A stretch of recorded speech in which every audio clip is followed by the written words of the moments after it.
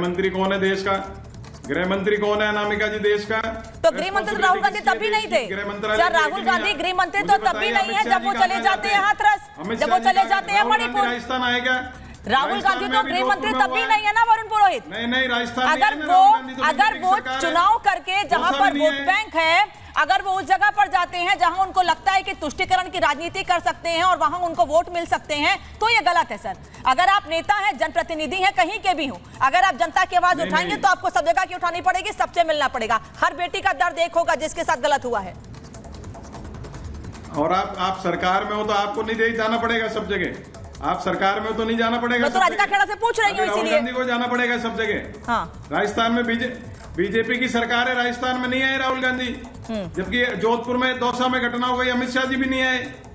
Selective तो सारी सरकार है, जो केंद्र की सरकार है वो। इतने मैंने आपको गिनाए जिस देश में बेटियों को सुप्रीम कोर्ट से एफआईआर दर्ज करानी पड़े। आज एफआईआर का भी किस्सा किया था उन्होंने। आज बोले थे प्रधानमंत्री जी, जब ऑनलाइन एफआईआर तो कांग्रेस के राज में ही शुरू हो गई थी राजस्थान में। देखिए, जिस देश में एफआईआर सुप्रीम कोर्ट से करानी पड़े बेटियों को, गृह मंत्री के बेटे को सम्मन मर्डर केस में सम्मन जारी होता है, पुलिस उठा ले जाती। मैंने कई बार बताइए, ओवैसी जैसे जिम्मेदार पद पर बैठे हुए व्यक्ति जो सालों से सांसद रहे हैं, जो बैरिस्टर हैं, जो बहुत ज्ञानी हैं, जिनको हर चीज की नॉलेज, जो हर मुद्दे पर बोलने के लिए आ जाते हैं, क्या उनको ऐसी चीजों से बचना नहीं चाहिए जहां पर पुलिस पर पथराव किया गया हो, उस व्यक्ति की मौजूदगी में पथराव किया गया हो, जिस पर सीधे सीधे माहौल खराब करने का आरोप है, जो हिस्ट्री शीटर है, क्या उस पर बयान देने से बचना नहीं चाहिए? बिल्कुल अनामिका जी, आप शाब्दिक आचरण की बात कर रहे हो। बिल्कुल बचना चाहिए। बड़े बड़े विद्वान और बैरिस्टर, बड़े अच्छे इंटेलिजेंट बैरिस्टर है, इतने साल से चुनाव जीत के आ गए हैं, पार्लियामेंटेरियन है, तो उनके जो शब्द हैं, उनके जो सेंटेंसेस है, सारा देश देखता है। उनको अपने नपे तुले शब्दों का प्रयोग करना चाहिए, कोई भी नेता हो। राधिका जी, मैं आ रही हूँ, कह रहा हूँ कि जिस देश के अंदर जो नपे तुले शब्दों का इस्तेमाल करना चाहिए, लेकिन वो वैसे कभी करते नहीं है। वो वैसे हमेशा से जानते हैं कि कहाँ से उनको वोट बैंक, वहां कहाँ से उनको वोट मिलना है और किसको उन्हें रिझाना है, और वहीं पर सीधे निशाना करते हैं, वहीं पर टारगेट करते हैं।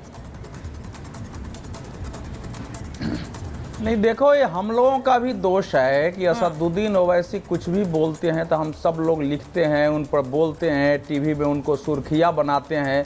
और उन्होंने तय किया हुआ है कि हमको देश में केवल मुसलमानों को भड़काने की दृष्टि से ही बोलना है, और हमको इस देश में सबसे कट्टर मुस्लिम नेता की छवि हमारी बननी है। तो उनकी एक पॉलिसी है। देखो, पहले इस घटना पर आते हैं। मुझे हैरत है, वरुण पुरोहित जी कह रहे हैं कि कोर्ट में जाना चाहिए। ये घटना, जिस घटने पर वहाँ प्रदर्शन हुआ, वो महाराष्ट्र के अहमदनगर में एक स्वामी जी ने कुछ भाषण दिया था। मुसलमानों ने कहा कि ये भाषण इस्लाम के विरुद्ध है, मोहम्मद पैगंबर साहब का अपमान है। वहाँ जगह जगह प्रदर्शन हुए महाराष्ट्र में। महाराष्ट्र के 3 जगह पर उनके खिलाफ एफआईआर दर्ज हो गया। अब छतरपुर में ये जो शहजाद अली साहब हैं, जो वहाँ कांग्रेस के उपाध्यक्ष हैं, ये हैं, और इनके भाई हैं, वो भी जो है कांग्रेस के पार्षद है। इन दोनों लोगों ने बाजाप्ता अभियान चलाया, वहाँ पर्चे बंटवाए कि हम थाने पर चलेंगे और थाने का घेराव करेंगे और थाने को हम ज्ञापन देंगे। चलो, थाने ने अनुमति दे दी ज्ञापन देने की, लेकिन उस उतने बड़े जुलूस में वहाँ से पत्थर, चाकू, डंडे सब कहाँ से आ गए अचानक? और जाने के बाद थाने पर हमले हो गए और उससे बचना मुश्किल हो गया। पुलिस वालों को पहले बचना पड़ा, थाना प्रभारी घायल हो गए, एक आरक्षी घायल हो गया। तो उसके बाद क्या लोगों की वहां पूजा की जाएगी? उस समय कोर्ट में जाएगा कि उस समय आदमी मुकाबला करेगा? अब एक तो है, दूसरी बात ये है, ये जो भवन है, आपने लोकल प्रशासन का फेलियर मान लिया अवधेश जी। दूसरी बात, लोकल प्रशासन का फेलियर मान लिया आपने। अरे सुनो, आप अब बीच में नहीं भाई, आप सुनिए वरुण जी, बीच में नहीं, मुझे बोल लेता हूं, आप स्वयं बीच में नहीं बोलते, आप बोल रहे थे, पूरी बात बोल लेने दीजिए। ये जो कोठी है, ये कोठी जो शहजाद अली है, उन्होंने नरसिंहा फिल्म से प्रेरणा ली थी कि हमको बाबूजी की तरह एक कोठी बनानी है, ओमपुरी, जहां से वो खड़ा होकर ऊपर से आदेश देता है और लोगों को दीवारों में चुनवाया जाता है या गोली मारी जाती है। ठीक उसी स्टाइल में आप देखेंगे। लेकिन हैरत की बात यह है कि मध्य प्रदेश में 2003 से सरकार है, वहां का प्रशासन है, सबको पता है कि वो लीगल बन रहा है। 5 साल से वो बन रहा है 11,000 फीट में, 10 करोड़ रुपए लग गए उसमें, लेकिन अभी तक उसको गिराने की कोशिश नहीं हुई। तो इसका मतलब उसका प्रभाव इतना था कि सरकार बीजेपी के होने के बावजूद उसको लोग छूने से डरते थे। और इसमें चूंकि इतना बड़ा क्राइम उसने किया है कि उस क्राइम के बाद फिर प्रशासन को लगा कि अब सिर जो है वह पानी सिर से ऊपर चला गया है, उसको गिरा दिया गया। और वहां जो नारे लगे हैं, क्योंकि ये सवाल और ये पॉइंट, इस पर जवाब भारतीय जनता पार्टी को देना होगा और बिल्कुल वाजिब सवाल है ये, बिल्कुल वाजिब पॉइंट है। राधिका खेड़ा, कितने सालों से उसकी प्रॉपर्टी थी? 10 करोड़, 15 करोड़, 20 करोड़, कितने की भी हो, इतने सालों से प्रॉपर्टी थी और सालों से भारतीय जनता पार्टी की सरकार भी वहां पर है। छतरपुर में ये प्रॉपर्टी दिखी नहीं, नहीं इतने इलीगल लोकल प्रशासन को, सरकार को नहीं दिखी कि इलीगल है ये, अब दिख रहा है कि इलीगल है, उस पर बुलडोजर चलना चाहिए। उसके घर में आर्म्स वगैरह निकल रहे हैं। ठीक बात है, बिल्कुल ठीक बात है, बिल्कुल सही सवाल है। राधिका खेड़ा, देखिए, मैं यहाँ पे तब से सुन रही हूँ जो ये सपोर्ट किया जा रहा है और बोला जा रहा है कि प्रधानमंत्री यहाँ नहीं गए, राहुल गांधी क्यों गए? तो राहुल गांधी क्यों गए थे मणिपुर? राहुल गांधी क्यों ट्वीट लिख के कह रहे थे कि मैं जाऊंगा उन्नाव, मैं जाऊंगा हाथरस, देखता हूँ कौन रोकेगा? क्यों प्रियंका गांधी ने धक्का मुक्की करी थी? हर चीज, अगर वो वहां जा रहे हैं तो अयोध्या भी जाना चाहिए, वहां जा रहे हैं तो ममता बनर्जी का नाम भी लेना चाहिए। क्यों राहुल गांधी डरते हैं? प्रियंका गांधी आज ट्वीट करती है कि बुलडोजर चलता है, जब किसी, मैं आपके बीच में नहीं बोली थी और मेरे को नहीं लगता कि आ रही हूं मैं सर, आपके पास ही आ रही हूं रिएक्शन के लिए। फाजिल अहमद बोलिएगा, फाजिल अहमद आ रही हूं सर, आपके पास ही रिएक्शन के लिए आ रही हूं। मुझे पता है अभी तक आपको मौका नहीं मिला है, मैं बस आ रही हूं। 20 सेकंड सर, जवाब ले लूं फिर आ रही हूं। लेकिन राधिका खेड़ा जो सवाल पूछा उस पर जवाब दीजिए।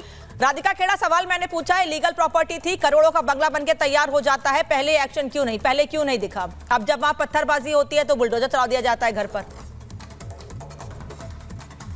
देखिए, जब सामने आया, हो सकता है पता नहीं था, जैसे ही सामने आया चला दिया बुलडोजर। आप तो मान रही है ना इलीगल प्रॉपर्टी है, तो बुलडोजर तो चलना चाहिए ना।